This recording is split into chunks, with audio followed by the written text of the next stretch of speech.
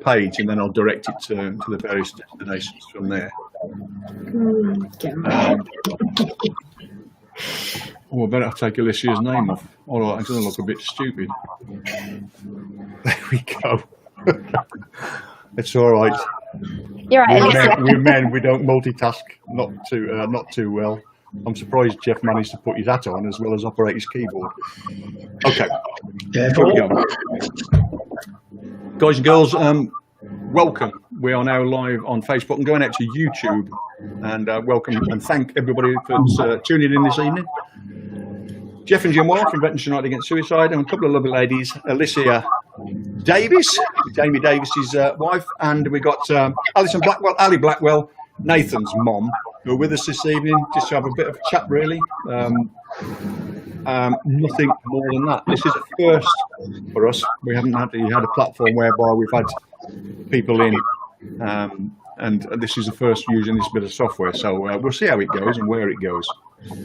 I just wanted to give the opportunity to let the ladies perhaps give us a bit of a feeling what COVID's done, or what they've been doing during the COVID situation, how they're restricted and dealing with that, as well as the other aspects of sort of kind of like family life. I mean, Alicia's boys and stuff, I know she's out and about every day virtually, taking them out and entertaining them and stuff, which is wonderful stuff. And I'm a bit of a hermit, really, so I've been staying home. With me is Jeff Williams, who's the founder of Veterans United Against Suicide, but you know that because you've seen his face multiple times. Jeff, you might want to say good evening. Good evening to everybody. Thank you for listening in. I want to say a real special thank you to the ladies from the veterans community. I think they need to know how much we love them and we care for them. And it's an opportunity to listen to what the girls have got to say. So let's have a nice evening and let's go for it. I'm still trying to track down where this feedback is coming from, if there is any. Are you still talking, Jeff, or have you stopped? No, it's me finished, mate. Away you go. Yeah, I can just hear a voice in the background talking over something, and I don't know what it is, but I can't find it. Okay, no problem. Right, okay, Alicia, sweetheart, let's come to you. Okay, I think most people would have seen you on telly because you've been on ITV and you'll be on the old Bovine Broadcasting Corporation as well. And so if you'll sort of kind of introduce yourself and say a little bit about what's been happening to you for the last few months. This is Alicia Davis, guys and girls. Away you go. Hi, my name's Alicia Davis. My husband, Jamie Davis, took his life in January this year due to a struggle with PTSD. It was completely out of the blue. We had no idea. We knew he was bad, but not to that extent. It wasn't until we got paperwork back from him going to Steps to Wellbeing that we found out what he was talking about and how bad it actually was for him. It was just heartbreaking. There's no other way of putting it. But even it still feels like yesterday. Still don't believe it. Still keep expecting him to walk through the door. Still just, I really, really don't believe it. It's trying to get my head around it. And trying to see how my boys get on with it, really. Do you give yourself any sort of get up each day? Do you set yourself a target, a stuff to what you need to do? Or how do you get through the first couple of hours with the boys, or do you just focus on the boys and get them out of the way? Then you have you time, or how do you sort of manage your day? My boys are the biggest factor for me. My boys and my family.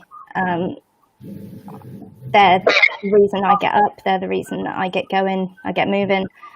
I won't lie. The minute they go to bed is at night, I completely crumble. I struggle to fall asleep. usually end up crying myself to sleep because it's. Alison, are you getting any support from the units or anything like that? Sorry? People in contact with you and things like that? Sorry, could you say that again? I can't hear you very well. Sorry, this is aimed at Alicia. Sorry, apologise. Are you getting any support from the lads or any support from the units or anything? Is that for me or for Alicia? Sorry. It was for both of you, really, to be honest with you. I mean, it's important that you're getting some sort of support from somebody or somewhere. Is that happening? There's no support from the MOD. The only support I found is through Joe Jukes, to be honest, and the group. There's been no professional help whatsoever. You've just been, I think you've just been abandoned. It's awful to hear that. I'm hearing that more and more. That's sad. We had letters when Nathan first passed away. Sorry, and from higher ranks in the army, and saying that they'd always be there for us and that we were part of the military family, just as Nathan was. Yeah. Haven't heard anything since. So there's no follow up. They haven't assigned anybody to you, some sort of family situation. We have had a VO, a visiting officer. He's been on leave for 3 weeks. While he was gone, there was nothing set up for us. My children are all grown up, but they're literally falling apart. There's no support, and I've asked the army. I phoned up and I said, "Look, is there any support we can have, any counselling?" And they've just said, "Go to your GP," which is what I've had to do. And we know that there's a waiting list, so it's just basically trying to get through the days as we can, supporting each other. Yeah. Okay. So, what's an awful lot of onus on the GPs as well, though? Do you not think?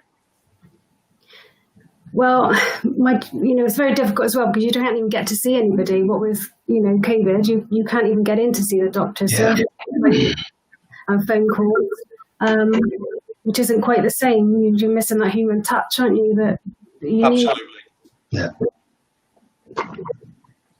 Do you have family close by, Alison, or? Yeah. There's okay, so you have a network around you of your own family that can support you.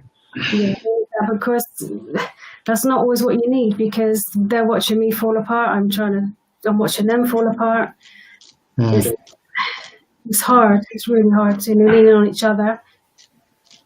And sometimes, you try to be strong for your children, but you don't. This is not. I don't feel very strong at the moment. No, of course not. It's not something the normal everyday person has to deal with. This just doesn't happen just within the military. It happens everywhere, but it's not something in everyday life that normal people have to deal with. The impact is so hard because it's not something you expect, and when it comes completely out of the blue as well, it's completely severing. Sorry, Jeff, were you going to say something there? I was just going to say, I think a lot of people that are listening today will just not get that. We've been talking about this for 3 years, the effect on the family and the siblings, the extended family, and because of the lack of reaction we've had, I just honestly don't think they get it. And to hear that you've just been caught adrift, I can't tell you how horrifying that would be to a lot of people because they believe that the system will look after them. And that's not good. So thank you for saying that. I know it's hard. I don't know it's hard. I've never been there, but every time we lose a person, I feel like I've lost a little bit of myself. Yeah. And it must be terrible for yourself because, again, every time somebody else goes, because one of your son's friends died very shortly after, didn't they? Yeah, it was his funeral yesterday. Was it really? I didn't realise that. Sorry. And you've got to live it all over again, haven't you? Yeah, you go right back to square one. And you go, you know the stages that they're going to be going through, and you also know that they're that little protected bubble that they're in, that they think you're going to get all the support, and you just know that a few weeks down the line, it's all going to be gone. Okay. Alisa, the same to you, really. Have you experienced similar circumstances to Alison? Pretty much. I think to begin with, we had support from the welfare, army welfare, and that. But after a while, I think it's because they don't. I don't know whether they have anybody that's specifically there to say, okay, do this and go to this person or get this help. But that there's nothing that was really there now. It's exactly the same as what Alison was saying. You try to be strong for your family, and when you're the head of the family, or if, like Alison was saying, I feel the same as her, where you're strong for everybody, but at the end of the day, you just want to fall apart. You don't know what to do. You don't know where to go. If you go to the GP, that's exactly the same thing as what happened with Jamie. They're just going to be like, just go see this person, get depression tablets, and that's not what you need. You need that support so that you know that your family is going to be okay. And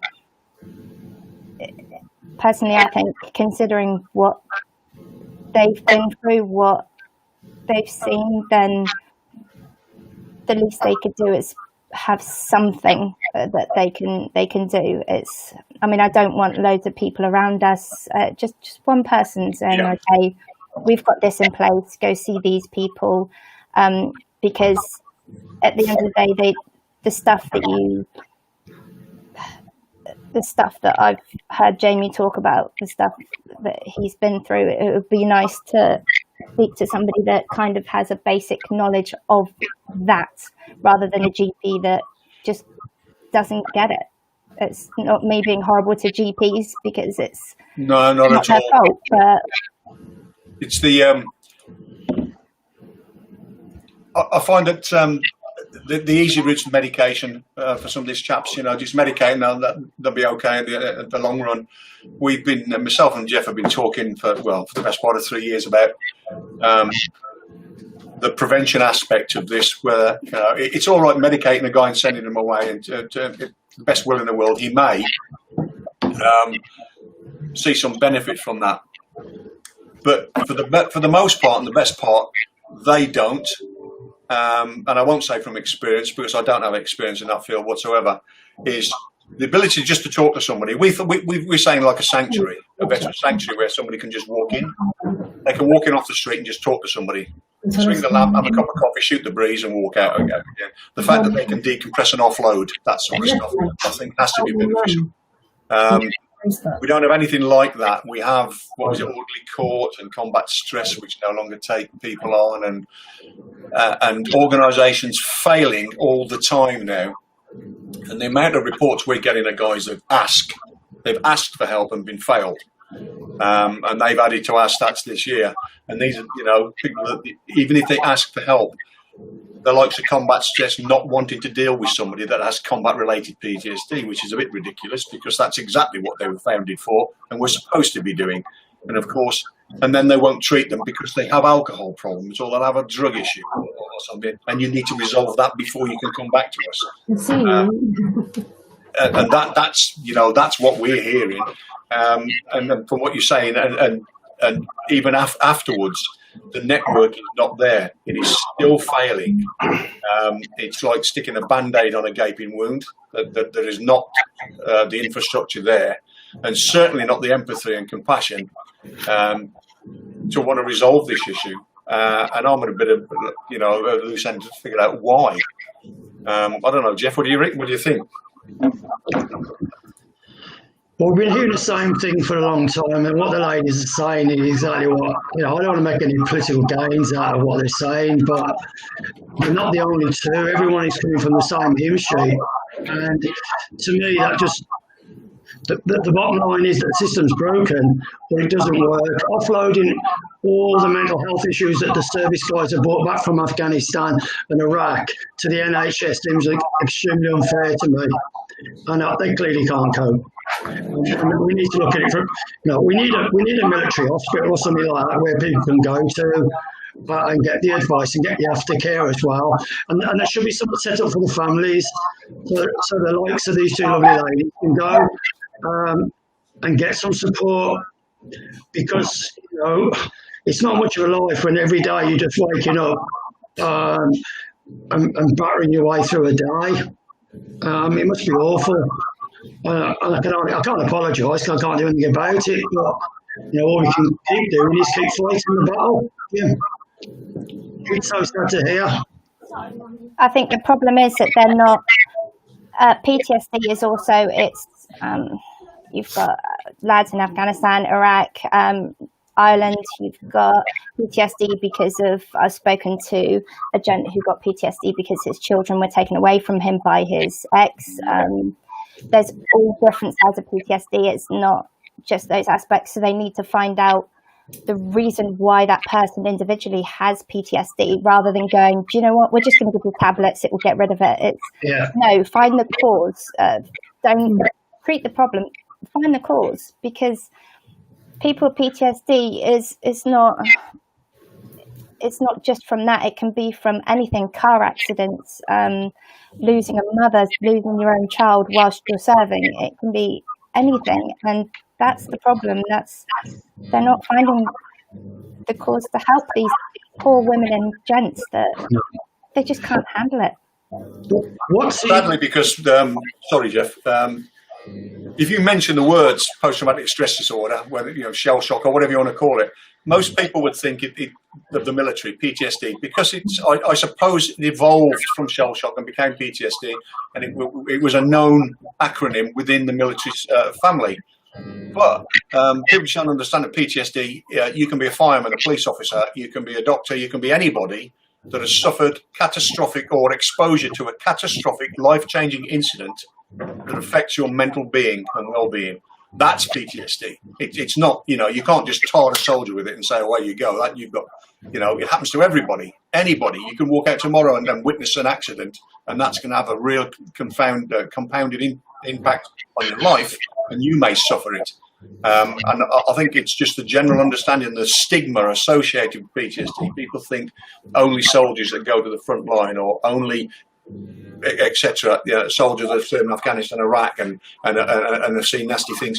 It's not all about that. I think that has to change, Jeff.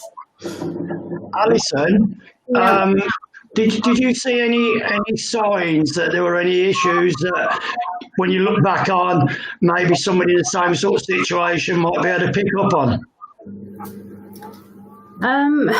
Well, when Nathan joined the army, he thought this was going to be a massive opportunity for him, and he was going to travel the world, and he was going to get all the qualifications. I think within 6 weeks he realised this was not going to happen. He tried to leave Harrogate, but they wouldn't let him. He actually gave in a letter to say he wanted to leave, and they ripped it up in front of him, and they said, "You're not going anywhere." And he'd signed him up for 24 years. But I've only recently found out that, I think it was in 2011, a law was passed to say that if they were under 18, they could hand in their notice and say, the 3 months, I think it is, and then they could leave. Nathan denied this. I only found this out the other day.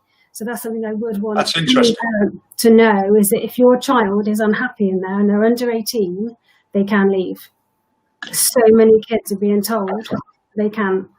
How old was Nathan when he joined then? He was just 17, just over 17? He's just turned 17. So that's legal, I suppose. You can sign on the line there.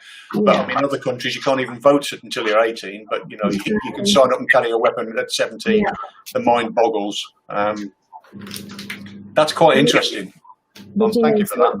But I didn't know, and I even phoned up and I was saying, come on, he's really, really unhappy, doesn't want to be there. And to be fair, he did settle down and he did get on with it. And certain aspects, he was very, very proud to be a soldier, very proud, but he didn't like the army. The two things, obviously, they go together. So, but there were signs that, he was going AWOL. He went AWOL 3 times. He ended up in military prison.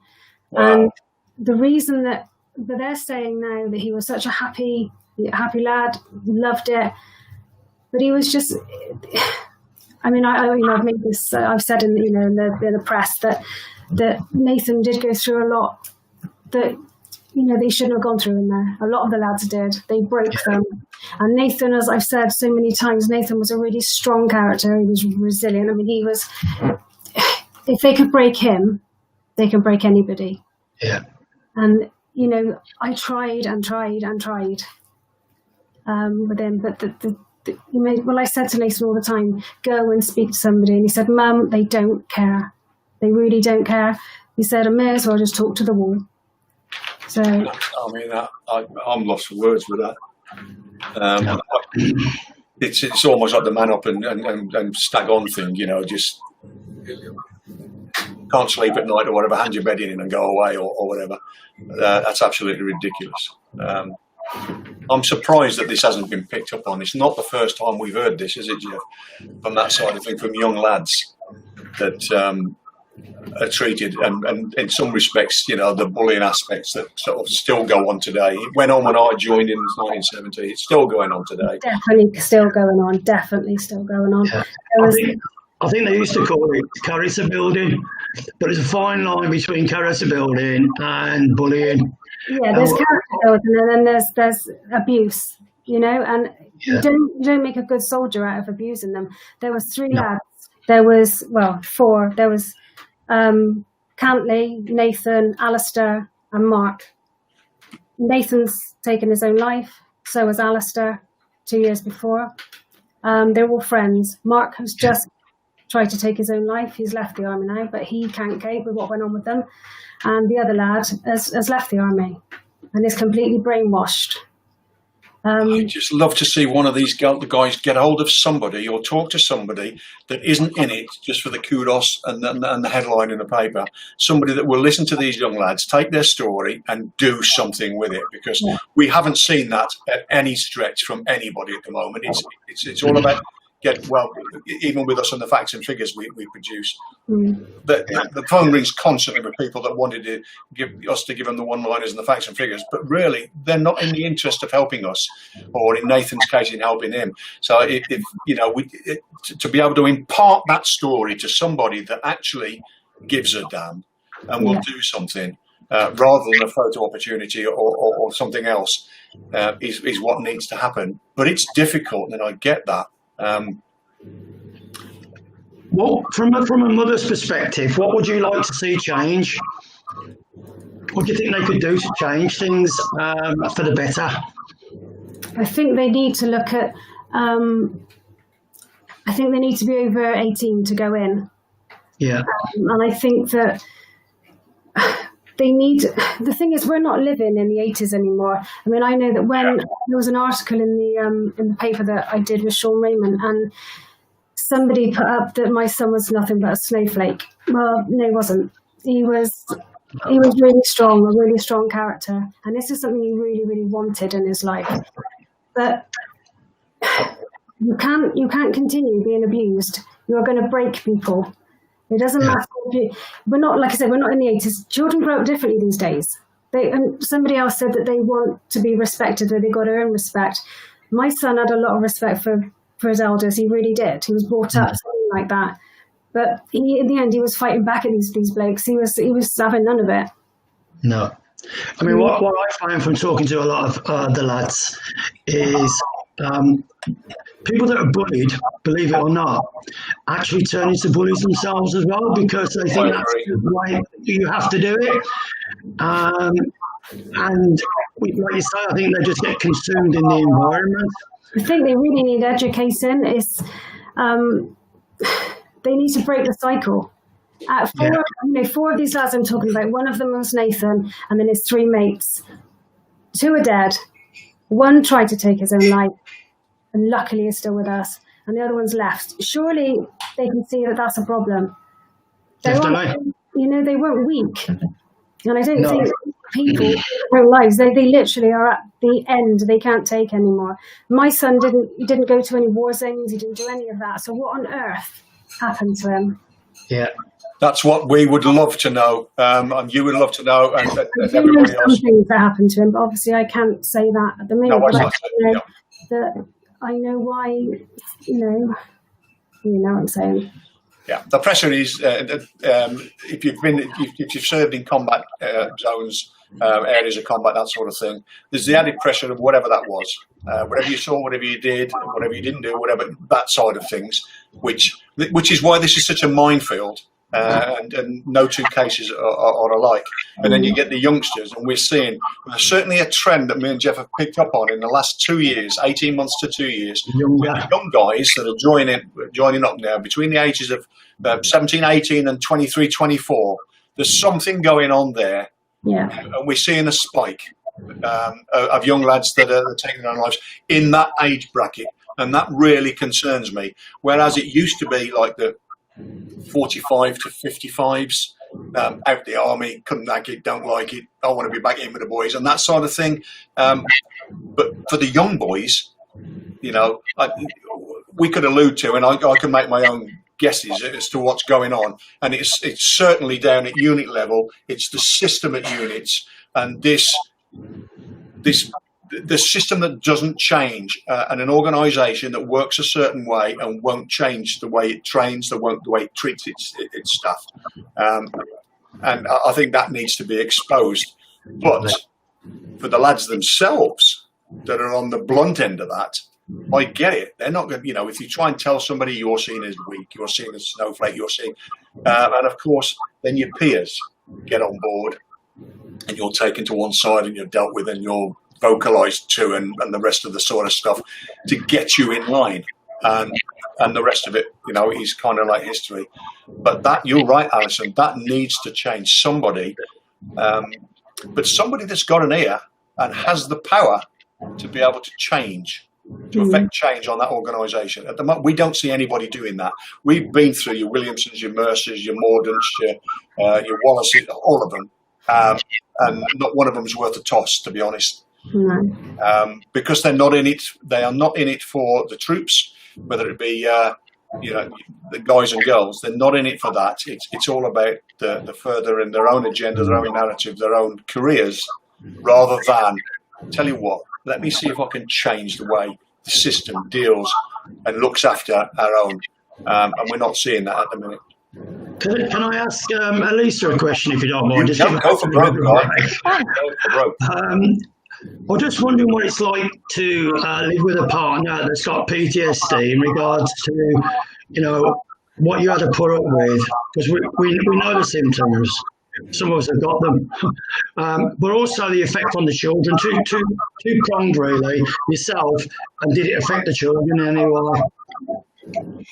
Yeah, I knew Jamie had it from pretty early on.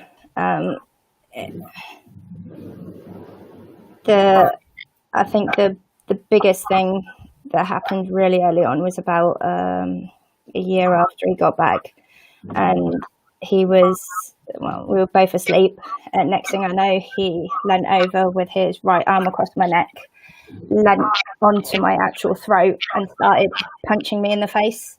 I had to kind of kick him between the legs to wake him up, and that's funny, but funny but not funny. Yeah, and he just jolted awake and just started crying, and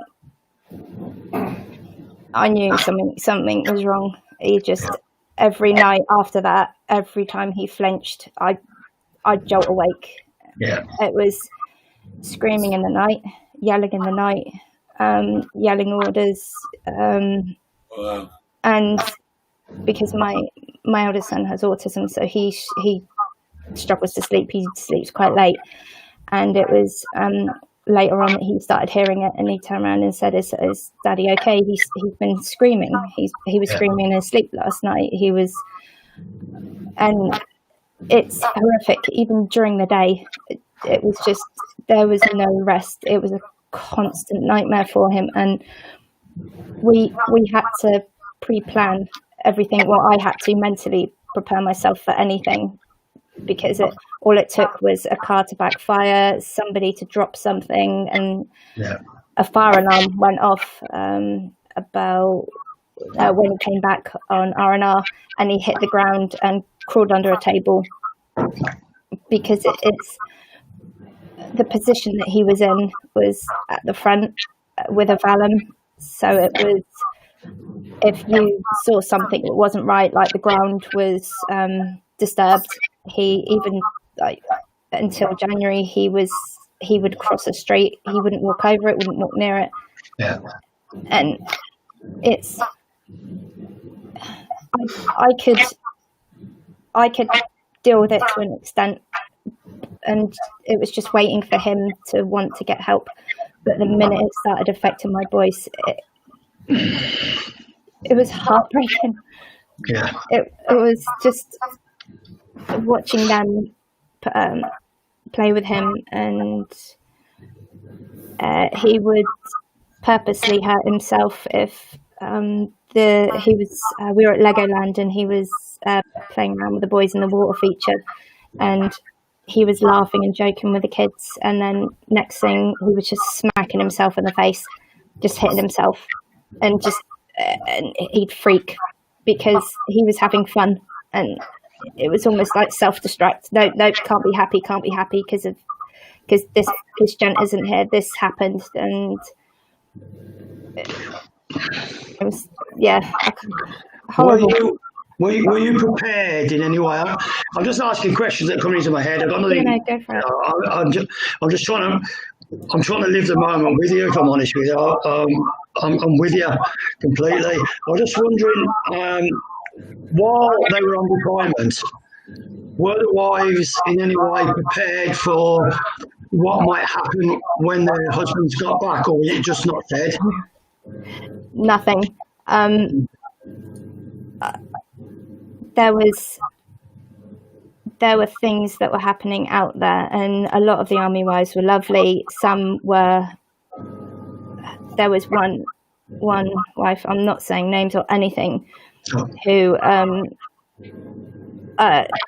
if incidents happen out there, you don't say anything, because you're not allowed to. You've got to keep quiet until it's all sorted. And after what happened with Jamie, and he walked over this IED, and then it went off and caught one of his friends and took both his legs. One of the wives went to a coffee morning, and I went, right, I'm going to calm myself down and just talk to people that know what it's like to be in my position. Yeah. And this woman turned around and said, oh, did you hear about what happened to this gent, to this soldier? And they're like, oh, no. And they went, oh, yeah, apparently it was this soldier's fault. And I was thinking, just... That's really going to help. She blamed her husband, even though she had no idea what was going on. And But you're saying Jamie triggered it? No. He went over it. Okay. From what I could understand from what he was saying, is they went over it a couple of times, and then it was basically somebody waiting with a trigger in their hand. Right. I'll apologise if I've got this wrong, but I'm pretty sure that's what it is. No, it's just a situation itself, and you can understand, If it's your reality, it's your reality at the end of the day, isn't it? But there was nothing.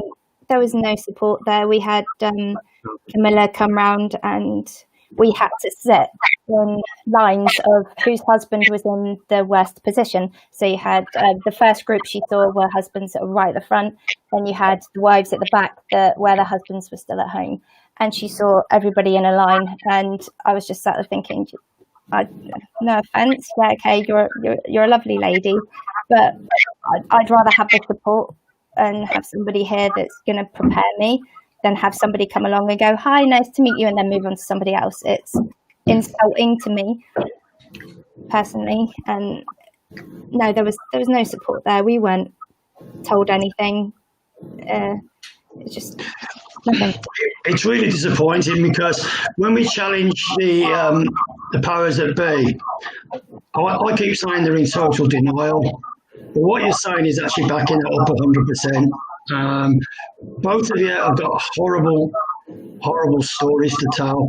The problem is there's so many other people that are living it at the moment, and there's people that are going to live it in the future if we don't get this sorted out. And you're both speaking out today like you have done. It will be resonating with a lot of people out there. It's certainly resonating with me and Jim, that's for sure. So, you know, I've got the greatest admiration. I can't make things better, and I'm really sad about that. But I just only hope that somebody in the military is listening to this, because, you know, you're two random ladies out of, well, we know of 230 that have passed. So there could be another 228 ladies out there in the same sort of situation as yourself. And that just gives you the magnitude of the problem. Well, I know in the rifles, I've been speaking to a soldier who has got the go-ahead from his CO, and he wants to talk to the lads about PTSD. So he wants to bring me in to talk about it from my perspective. Sort of, this is what happens if you don't get help. He's got PTSD himself, so he's talking about it from his personal point of view, and he's actually got the go-ahead within the rifles. But the problem is, because they're doing a lot of deployments this year, it's hard for them to find the time to actually do it. And I've also said to the rifles welfare, where do you want me? Just tell me where. I will go to each one of these camps and tell them and show them exactly what it's like if you don't get the help. Yeah. Because there are so many charities out there that are being run by ex-military. Well, why is it ex-military? They should all be coming together, and the military should be talking to them rather than go to the NHS. They should be siding with people like yourselves that know what they're talking about, that have got these charities set up, that can get these men and women help. And that's the sad thing, that they're not. My concern is, I'm going to say, I wasn't going to say anything about it, but my concern is that when the guys do speak up about it, they're deemed, as Alison said, as snowflakes or wimps or whatever you want to call it. And an acknowledgement that you're struggling, whether you've been in 2 weeks or whether you've been in 20 years, is hard enough. And it's okay saying you're going to do something to support them, but we have evidence where they're ejected from the military quite quickly, and I don't think that's the answer. Ejecting a person from the military and then just sticking them into the mainstream NHS, I don't think works. And that's when you get your veterans who are older, struggling. So the stigma needs to be removed. He said earlier on, there needs to be an education program for sure. And when the situations do occur, they're investigated thoroughly and not covered up.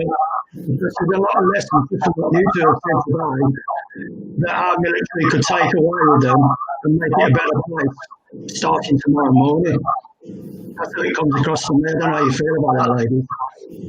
Well, I know that one of my friends has been, he's come forward and said that after what happened with Jamie, he's admitted that he's got it, and now he's basically been kind of blocked. That's it. He can't progress within the army.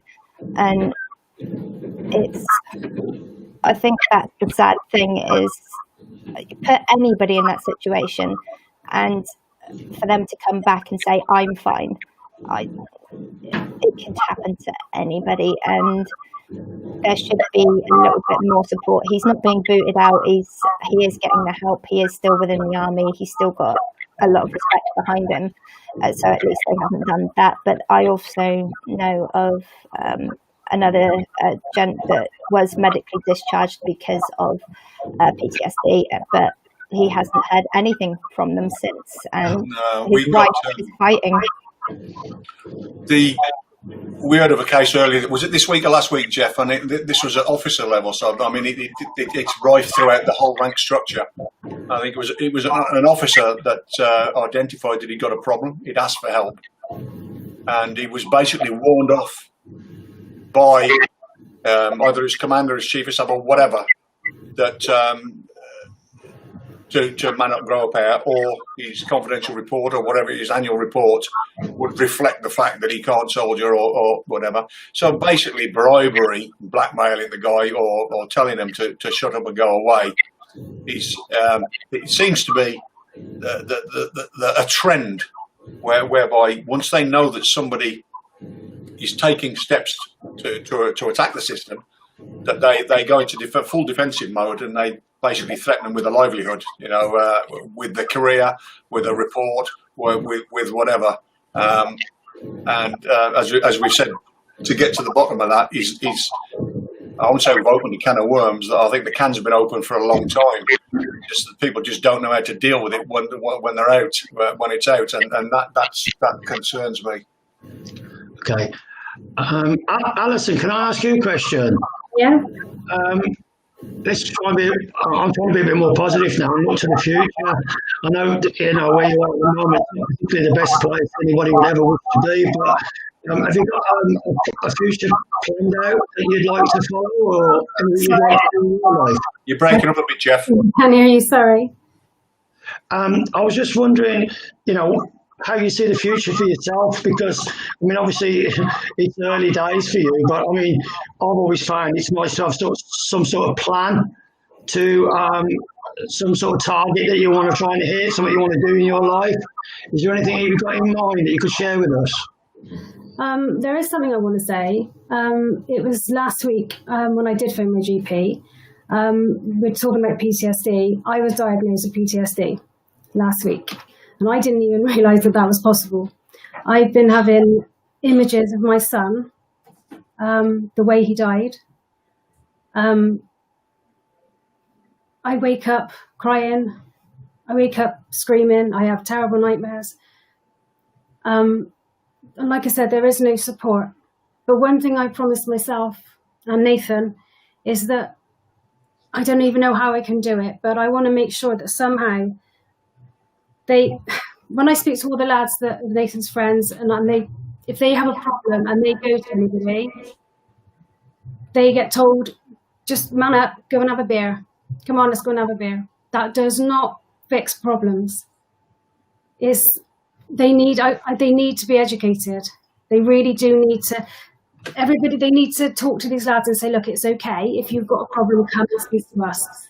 Instead of turning them away, because they think Nathan got turned away. I know other lads that got turned away. Yeah, definitely. I literally have to, I promised myself I will not lie. I want to lie in bed every day. I can't go further than, the day. I'm just living day by day. But I will not stay in bed. I will continue to get up and I will continue to fight for Nathan. But that's all I can't see. I don't think I'll ever work again. It's all just too painful. Yeah. Alison, to the best of your knowledge,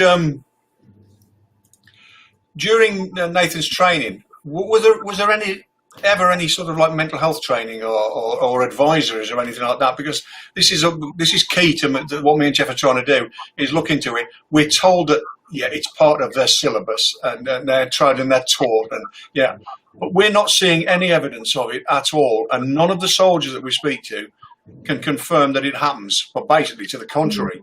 Do you know if Nathan had any sort of instruction about mental health and what he should do if he ever felt he was in any sort of bad way? I know that when I've phoned up myself and I said, Nathan is struggling, and they've just said, he's happy. I said, but he's gone AWOL. If he's gone AWOL, they said, but how can he be a happy lad if he's going AWOL? How can he be happy in his job? They were just, sorry, I've lost it. I don't know what to say it now. Sorry. Well, he'd gone AWOL, so he's probably not he's not a happy soldier, because otherwise he wouldn't run away. Or say run away. I'm not so sure going AWOL is running away, really.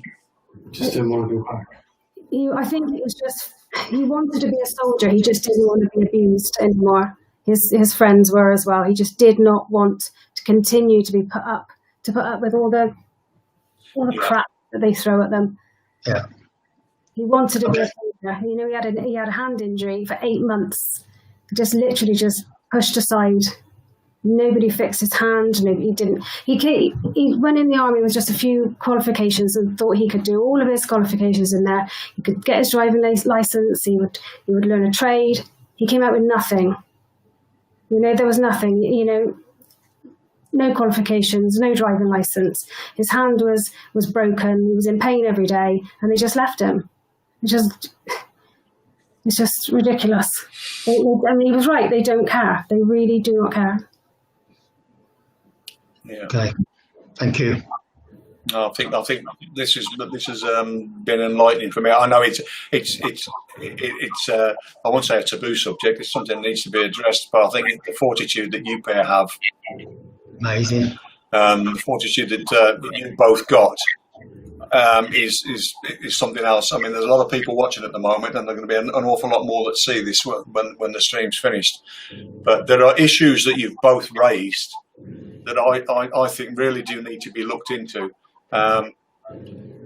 We've got some cards up our sleeve, me and Jeff, that we I don't like saying, well, we know what we can do and we can't tell you, but we do have a couple of good aces up our sleeves, and our job now is being timely when we play them, but in the very, very short near future, based on some of the information you've given us and some of the issues associated with that information, we do know people that won't fob off, and and people that still have clout, put it that way.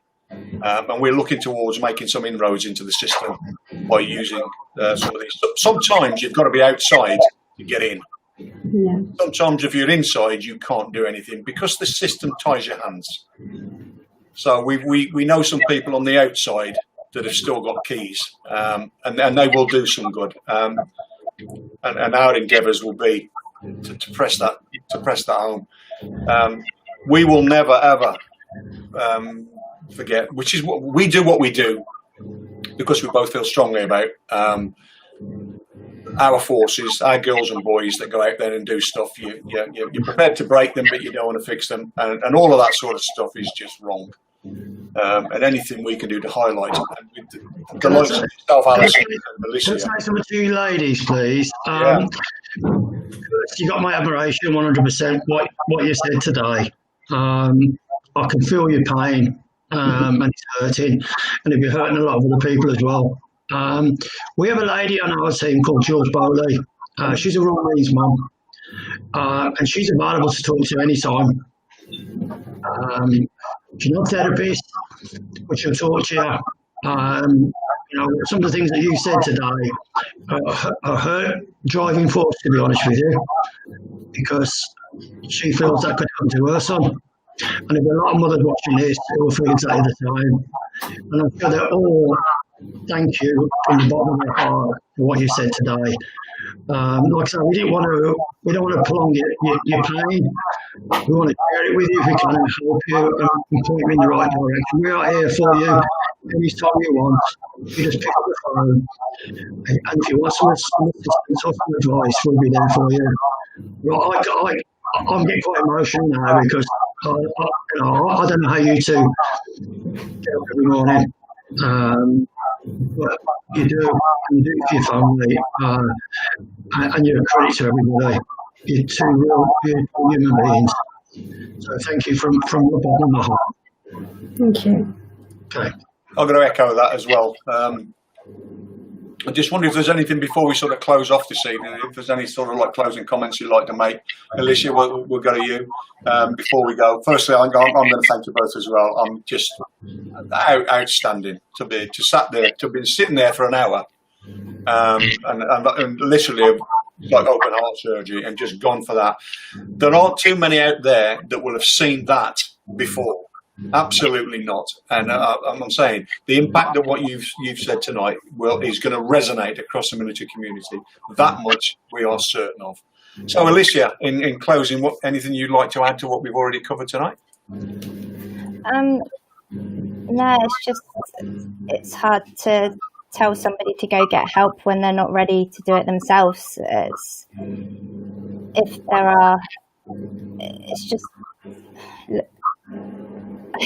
Got no words. Sorry. We get it. you just, I know how Alison feels, where you just, I think people seeing the pain that we have, the pain that we're talking about, hopefully that makes them think, I don't want to put my family through that, because you really don't. I mean, I wish I could show people videos of my boys crying at night, because I think that would definitely stop anybody. And the things that you hear, the things, watching the rest of your family in just completely broken, it affects family, friends, and I really, really hope anybody watching this just sees how much it's hurting me and Alison, and goes, you know what, I'm not going to do that to my family. They're worth a lot more than that. Well, we'd like to wish you both the best of your endeavours. Alison, from you, anything you'd like to add in closing? Basically just the same as Alicia, but my problem is that my son, there was no help. They say to go and help, to go and ask for help, but there wasn't any. When you go and ask, they tell you to basically go away, man up. If you're a parent and you've got Nathan was 20, I was still ringing up, and they used to say to me, why are you ringing? He's a grown man, but ring up. If you think that there's something wrong, I wish I rang more, because they don't, not that they've recorded any of my calls, but if you're worried about your child in there, ring up, keep on, because they don't listen to them. Like Nathan said, they may as well talk to the wall. So just make their life as difficult as you can. No, I agree with that. The stigma's still there, and until we can get rid of it, or the system is changed to get rid of it, this is a hard-fought battle. But it's the likes of you two, though, that need to, and have picked up the mantle and have gone at it. We will certainly be watching what goes on with a real keen and vested interest, and certainly following what you two get up to, because we feel that you are instrumental in the way that things have to change in the future. So stay in contact with us, and if there's anything we can do for you, or we can signpost, or there's more to getting chaps that PMing me, tell Alison I live not too far away if she needs any help, blah blah blah. So I'm not going to saturate you with PM or all of these people that just says, but there are people that say, I'm not too far away if there's ever you want to talk to somebody, but you already know that. This community is very tight-knit, so if you need to chat with anybody, certainly drop a PM or whatever at any time of the day or night. And thanks once again for joining us tonight. It's been a first for us, but it's definitely been an eye-opener. What do you think, Jeff? Absolutely. Thank you so much. Maybe we can do it again in the future. But if there's anything we can help you with, if you want a sounding block, if you need some support, please come to us. So it's not about, not being able to do an exclusive. It's not about that. Hopefully you've got that message today. We're two genuine people that do actually care. You said everything we knew, really, and we've been banging the drum. But for you to say it times is 100%, because you're real people doing it. Absolutely. We do have, I forgot to mention this though, I mentioned the BBC, but we have a chap in the BBC that's finishing his career that has picked up the mantle on this. I'm seeing him on Saturday, and we're doing an interview and recording for the telly and whatever. It's not a one-off. He's going to follow the veteran suicides kind of thing. I don't know where he's going to go with it, but he's going to do a whole gambit from start to finish. Now, if at any time you feel that either of you would want to talk to him, I can definitely put you in touch, and he would definitely be interested to talk to you and see your side of it. And this would be an unedited, uncut, other than shaving the edges off to make it look whatever. But he's very, very keen to do a proper reflection of what the wives, spouses, girlfriends, etc. are dealing with at the moment. Because all we hear is the side where the help's being asked for and not got, and we're not getting the side where the mums and girls and wives are dealing with it themselves on the coalface, and he wants to get involved in that. So I'm going to see him on Saturday, and if you ever want to add anything, I'm not sure how long he's around for, a few months anyway, but he'd be more than happy to talk to you. So just something you might bear in mind. It may well be, you might be in a position in a few weeks, months, whereby you've got new information and you want to elaborate a bit more on what you know and what you've said so far, and then we can revisit. So just bear that in mind. I'm actually getting involved into a documentary called Unmute documentary, where a ex-rifleman is talking to men with PTSD, to families that have been through it, to the wives and mums, sisters. Well, that's happening now. Unmute is I can't remember the gent's name. I know it's really bad. I'm being interviewed on Thursday for it. Oh wow! So that's really, really good. He's done. Give us the links and whatever when it goes out, so we can support it. But he's can I give you a virtual hug? What, me as well? Give him a hug. The girls. Put a smile on the face. Look after yourself. Thanks, Alison. Alicia, thank you. Jeffrey, thank you so much. See you tomorrow, dude. Thank you again. It's been absolutely diamond, and on a rough topic, hard talk. But again, you've been absolutely class act. So have a great rest of the evening. Say hello to the boys. Fist pump. Take care of yourselves. Look after yourself. Okay. Thank you. Thank you. Thank you. Bye.